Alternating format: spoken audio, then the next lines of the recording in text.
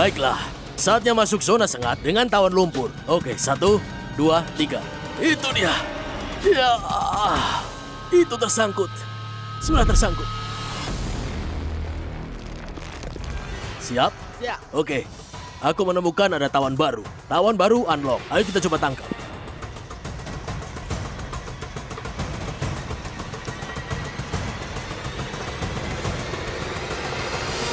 Dapat. Ya, dapat. Oke, ayo. Oh ya, oke. Kita dapat. Keren. Oke, coba kita lihat. Sepertinya ini sejenis tawon lumpur.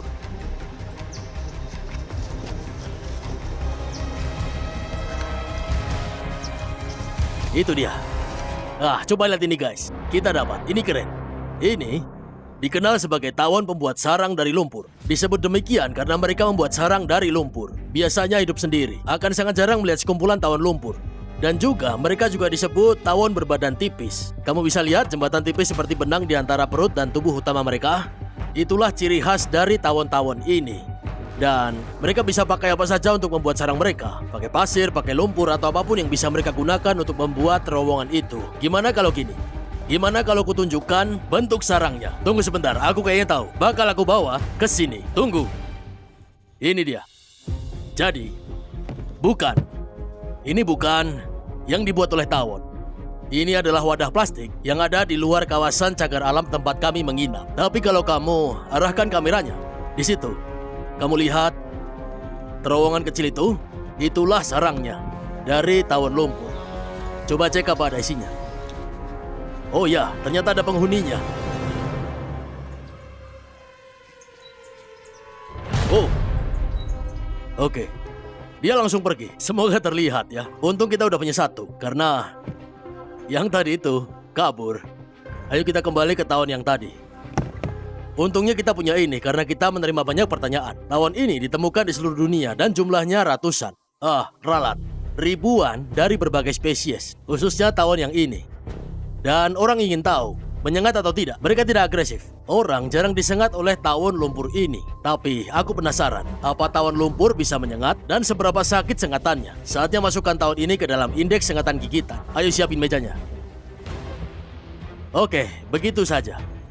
Kita punya serangga lain untuk ditambahkan ke indeks sengatan gigitan.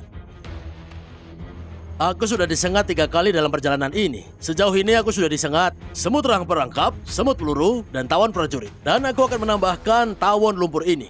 Dan alasan mengapa aku kembali melakukan ini semua di Costa Rica, di mana aku pernah disengat sebelumnya, karena kami punya indeks sengatan gigitan yang baru.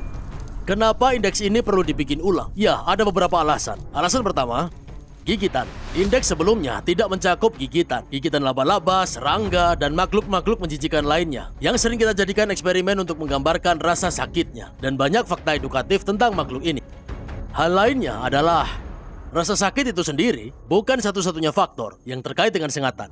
Karena ada pertimbangan penting lainnya seperti intimidasi, yaitu salah satu darinya. Intimidasi dari hewan benar-benar mengubah bagaimana kamu merasakan rasa sakit akibat sengatan itu sendiri. Dan juga rasa sakit. Dan juga di akhir ada yang namanya dampak. Yang terjadi padamu setelah terkena sengatan atau digigit serangga sejenisnya seringkali menjadi hal yang terburuk. Jadi kita ingin memastikan bahwa kami merangkum seluruh pengalaman dari sengatan yang menyakitkan ini. Kemudian kita ambil semua skor tersebut, merata-ratakannya untuk mendapatkan peringkat pada BSI untuk setiap makhluk yang kami uji. Dan ini saatnya mengamati tahun ini dari dekat. Ayo kita keluarkan. Siap? Kita taruh jaringnya di dekat sini. Siapa tahu ini pintar untuk kabur. Oke. Kita akan coba ambil. Sudah terpegang, tapi ini kurang bagus. Aku harus ulangi ini.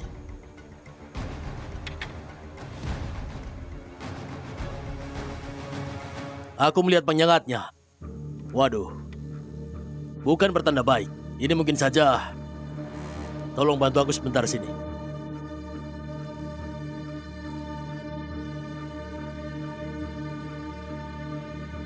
Mereka bisa, karena mereka punya perut yang bergaris dan pinggang yang dengan mudah diayunkan.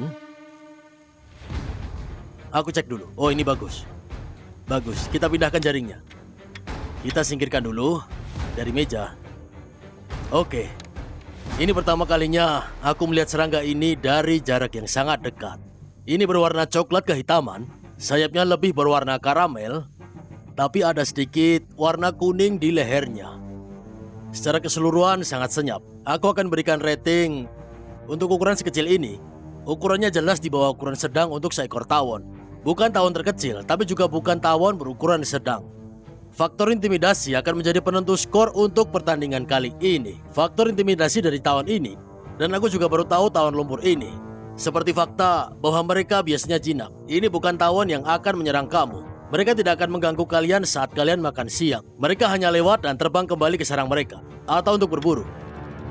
Banyak dari tawon ini memang memangsa laba-laba. Bisa jadi mereka ini tawon laba-laba juga. Tapi mereka juga makan nektar dan segala jenis gula-gulaan. Coba apa dia? Iya, dia mau menyengat nih. Dia agresif sekarang. Sewaktu aku tangkap tadi, aku udah yakin bahwa dia memiliki sengat. Aku bisa pastikan ini adalah tawon penyengat.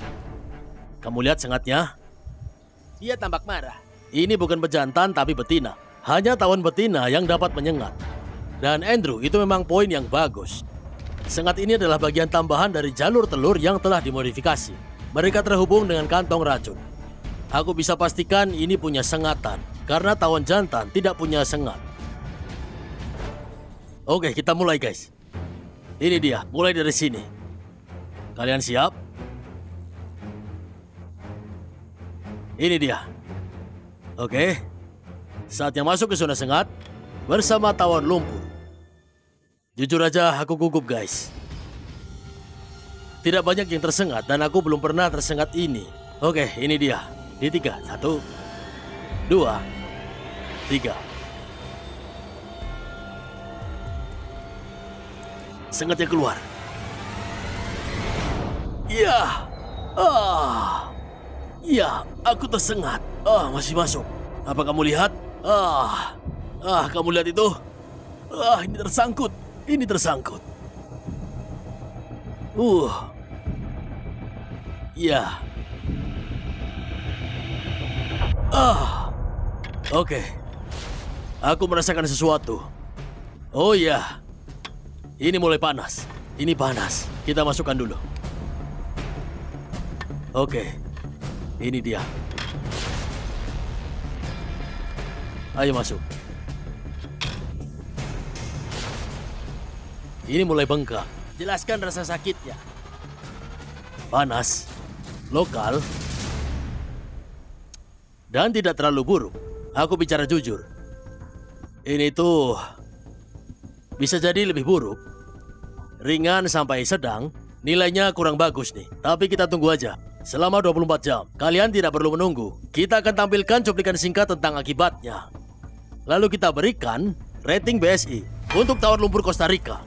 Dari segi intimidasi, tawon lumpur tampak mengancam. Tapi sebenarnya ramping dan ukurannya lebih kecil daripada kebanyakan tawon yang kalian lihat. Tapi karena ini adalah tawon, kalian harus berasumsi kalau ini tidak akan menjadi menyenangkan. Jadi untuk itu, nilainya 3,5 dari 10. Dari segi rasa sakit, jujur aja, ini nggak terlalu buruk. Dan sulit untuk mencari sengatan yang lebih tidak sakit daripada ini. Begitu rasa sakit mulai muncul, itu tiba-tiba berakhir hampir dalam sekejap. Yang dimana ini sangat jarang terjadi pada spesies tawon terbang manapun. Jadi kalau rasa sakit, aku beri nilai 2 dari 10. Dan yang terakhir, dampaknya. Yang merupakan reaksi sengatan tawon yang jauh lebih umum. Bengkak dan rasa gatalnya sangat ringan, tapi berlangsung selama 3 hari. Dan jujur, sekali lagi, tidak separah sengatan tawon lain yang pernah kualami. Jadi untuk itu, nilainya hanya 2,5 dari 10. Maka dari itu, nilai BSI rata-rata hanya 2,7 kepada tawon lumpur Costa Rica, yang merupakan rating terendah yang pernah kuberikan kepada spesies manapun sejak memulai ini. Tak diragukan lagi, ini serangga yang tidak perlu dikhawatirkan. Kalau kamu mencintai hewan, pastikan untuk mencari channel Brave Wilderness Indonesia di YouTube.